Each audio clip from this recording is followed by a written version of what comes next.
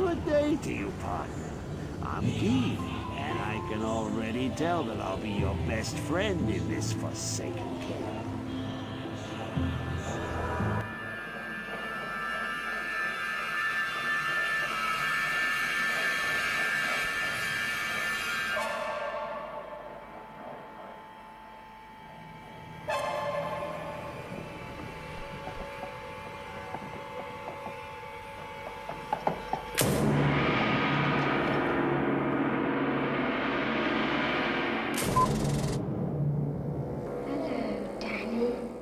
Hey guys, Weed Solo here, aka the Skeleton King. I still have a bit of a stuffy nose. I hope it's not too noticeable. This is the second Rathma kill done by Top Nub, the Canadian Wonder. Main props goes to me, Weed Solo, of course. Then Revives OP. Then Landis 3. Then Fuzzy 22. And then Toadflax for his help, as always. And then TOPWOOG is somewhere, on that list for, actually doing the fight. So I'm going to go over the gear more as the video plays. I just want to put out a disclaimer. You can skip all of the ads sections. I kind of had fun with them, just because in case anybody wanted to watch them. So, have fun. Play with us.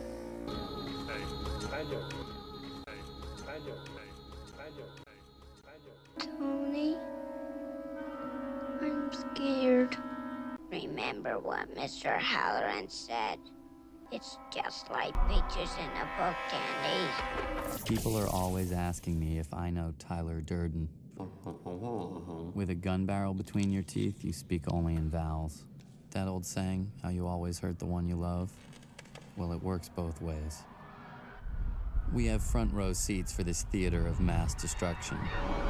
I know this because Tyler knows this. We're still men. I'd flip through catalogs and wonder, what kind of dining set defines me as a person? Yes, we're men. We used to read pornography. Now it was the Horchow collection. Men is what we are. No, wait, back up. Let me start earlier. For 6 months, I couldn't sleep. I couldn't sleep. I couldn't sleep. I couldn't sleep. Fight. Alright guys, so right here we're fighting Mendeln. This is a pretty easy section of the fight. Really the most important thing you gotta watch out for are those cold spires. Sorry, I almost couldn't pronounce that. The reason TOPWOOG has the 2 sapphires in his CTA lidless swap is actually because of this fight. He's concerned about when he swaps, he'll take a cold hit and just die. Right here, you see these ads that are being spawned. They're sanguine something or others, They're really easy to kill. That's kind of one of the reasons why I think blood golems or some sort of primarily summon-based build would work. That was... Sorry, Tom. Okay. That's just funny. Come on. I'm sorry. Okay. So, I'm sorry.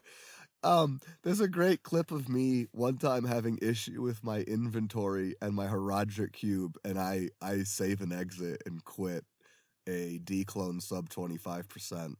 So, dropping a skiller on accident is much better than some of the dumb shit I've ever done. So, by the way, you kill these ads, because if they touch the boss, he heals by 33%, something close to that, and it doesn't mean the fight is over. I actually don't think that at all, but it definitely means that you are going to be having a tough time completing the fight. I think as people's gears gets better, they're going to realize that I don't think necessarily having one hit him is game over. So, revives are what we're using. I was very strongly pushing golems. In fact, I was even pushing a max golem build for this fight. We never even tried it. The reason we never tried it is mainly because TOPWOOG... Desecrate is such a is such a good spell for bosses, the way it's designed. For anything besides bosses, it's awful and clunky, but on a boss, you do a massive amount of damage that's reliable, and you don't have to cast it every second, which, TOPWOOG is kind of doing. He probably has very high poison length reduction, but you could probably cast it once every 25 frames, and it would last almost the entire time. I think these ads take 3 desecrates, maybe it's like 2.5. Also kind of depends if your revives hit them. The reason revives were chosen is it's mainly having to do with AI. They're also tankier. Oh, he's really having issues with his skillers. It happens. Golems still kind of run away. Now, Landis 3 had a fail video. He gets to the last phase, and I'm sure he could have done it. The last phase, we'll talk about it when we get there. And he handled his golems very well. He played the fight incredibly well. And what he was doing was he was always running close to the boss. He was never going very far away. That way he never had to worry about blood golems leaving the boss. Also, Landis was convinced that antidotes were a red herring. I don't know if that's the right word for it. He thought they were unnecessary, but it might be because he was using blood golems, so he got some health back. So let's see. Yeah, I think it lasts 25 frames. He probably has at least 100% poison length reduction. And so that would mean that a 2-second poison cast or 3 seconds is close to 1 second. So the fight's almost over. This fight, he uses a raven. The reason we were using a raven is because these cold spires just do massive amounts of cold damage. You don't want to risk it. The boss does poison. And there is something about the last phase that possibly people don't understand about the fight. It might not be magic damage, it might be lightning damage. So please don't think this is BIS gear or a BIS skill setup. Alright, wait to section 2. With insomnia, nothing's real. Everything's far away. Everything's a copy of a copy of a copy.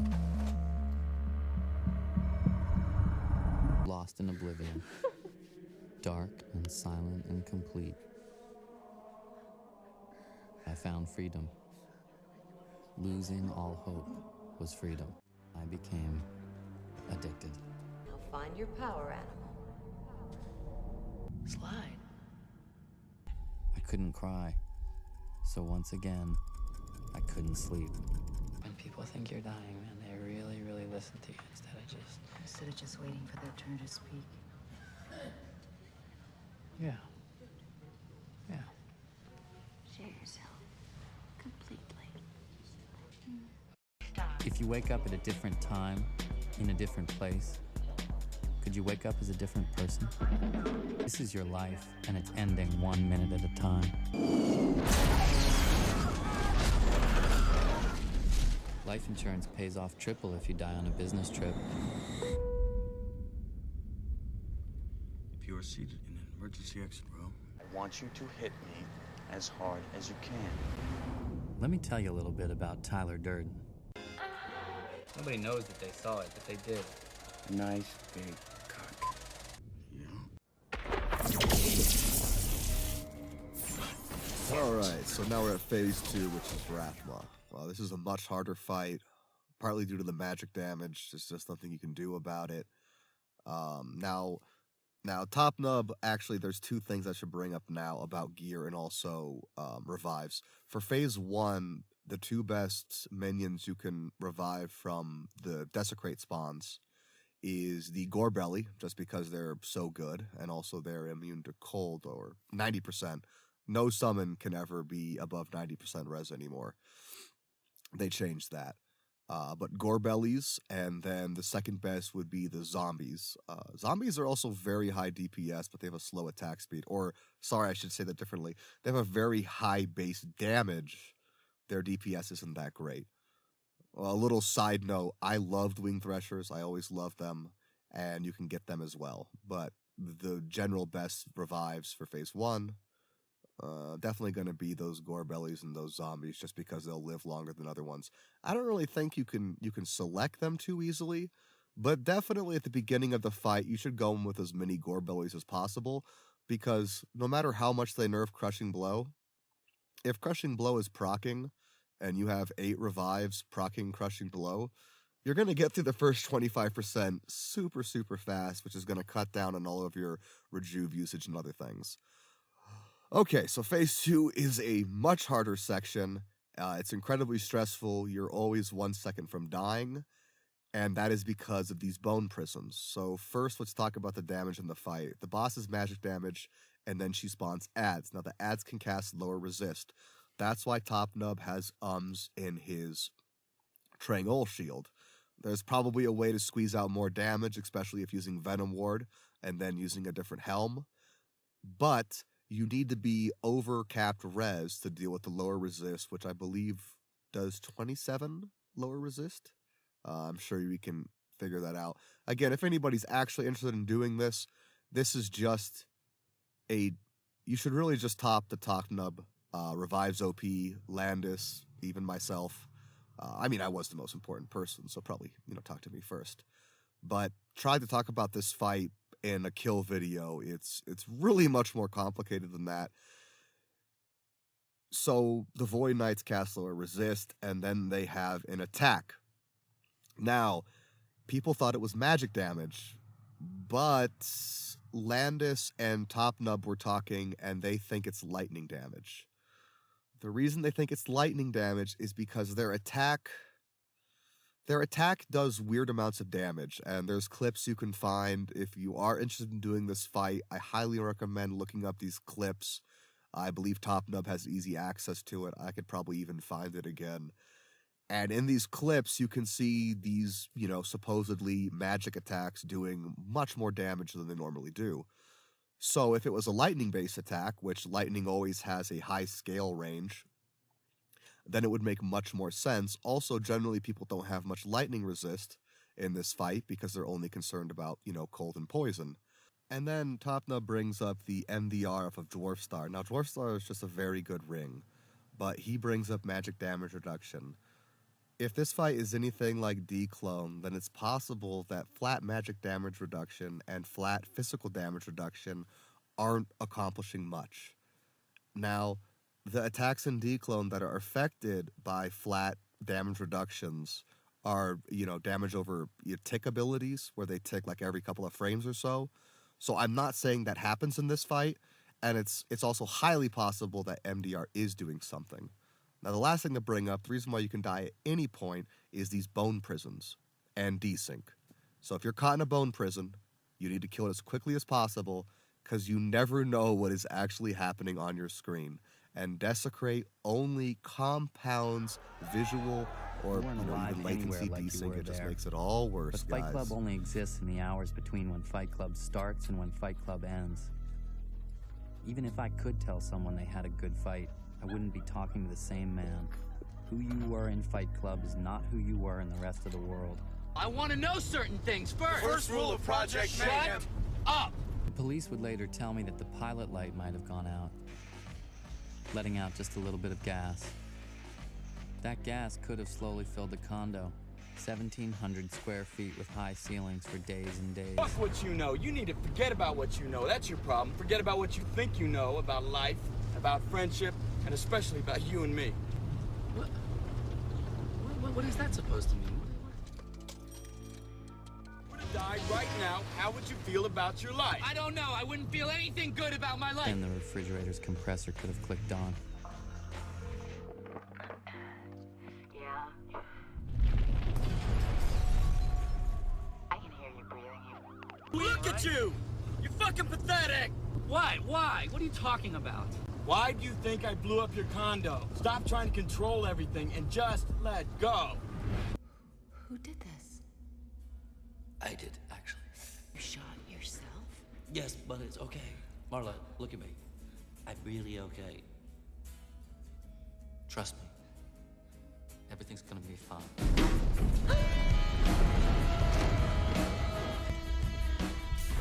You met me at a very strange time in my life.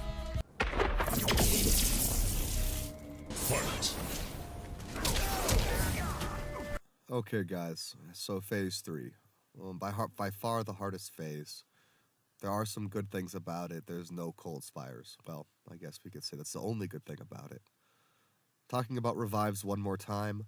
In phase 2, it would be gore bellies and threshers would be by far best. If you could even choose to get them, it would probably actually be wing threshers would always be your choice. Wing threshers have the ability to ignore the 10 frame lock in between attacks that all summons suffer from, except for clay golems, which are at 12 frames. If there's some other frame in the game, summon in the game has a different one, I apologize. It's highly possible. As you can see, it looks like lower resist is cast on its ads. They're actually surviving pretty well. So Topna wanted me to explicitly state this, that revives are much tankier than blood golems. And by these clips, it definitely appears to be so. It seems like blood golems were nigh impossible to keep up in the third phase, and it seems like revives are not nigh impossible. Wow, that was weird that he wasn't in the... See, that's the thing. Like, was he caught in a bone prison, or was that just like he casted Blood Warp at the same time? It was probably Blood Warp at the same time, because it looks like he moved afterwards. But again, don't complain about it. Understand this game suffers from desync, whether it's latency, which is just any game, and then visual, and that has to do with the game only being able to handle so many sprites on screen at a time. So you might die because of things like that. So in this fight, the biggest reason why you might just vanish is, of course, a bone prison at the wrong time, and then the lightning damage, or what we think to be lightning damage. So I think in the end, I don't know how much the flat magic damage reduction provides, so it's highly possible that the BIS setup would actually be 2 Nature's Peace, so you could also get your lightning resist up higher. It's highly possible this is all hypothetical and it's not lightning damage. It definitely looks like it's doing like 300 damage right now, and then in the clips you can find, it's literally doing near 1,500 damage, which can easily kill you. He does a really good job switching to Desecrate on the bone prisms. I've actually been impressed by that by watching the video. I've watched it a couple times. In this last phase, probably the best revive would definitely not be those Yetis. Again, I don't know how much you can pick, but you might as well, just like if you have, I don't know, the opportunity. It would be zombies, Blundergores in the first phase, and then Wing Threshers, just because, again, they probably do the highest single target DPS that you can get out of any of these minions. Does their damage really matter? Yeah, I mean, it adds up. You've got 8 minions off and on. They'll help kill ads. The ad smash, he's doing a pretty good job. I think you should try and focus one boss down. I guess he chooses Mendeln first. I actually never talked to him about why he chose Mendeln first. Maybe it's because he's going to run out of antidotes and just the poison damage stacks up.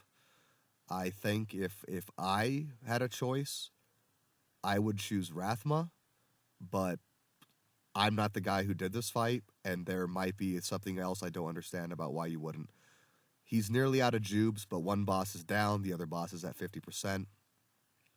At this point in the fight, it's pretty straightforward. What I would like to see out of Necromancers is I'd like to see more experimentation with blood golems, information about the reses that are actually needed so we can get our gear sorted out, and then possibly even doing a full summon build. Whether it's golems, which would be a cop-out because they suck dicks. Okay, yo, fuck golems. All right, yo, fuck Desecrate. Yo, fuck poison. And maybe one of these days, the Skeleton King will give skeletons a shot in this fight. I'll only do it if I think it's possible. I don't know that yet, because skeletons are very awkward in hard fights. Alright guys, Skeleton King out. GG. Are you not entertained? Are you not entertained?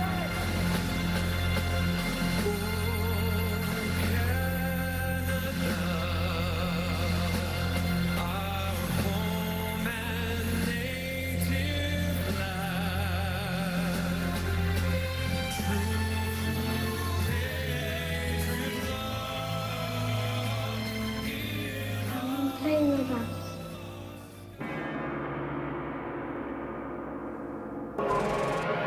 Come play with us, Daddy.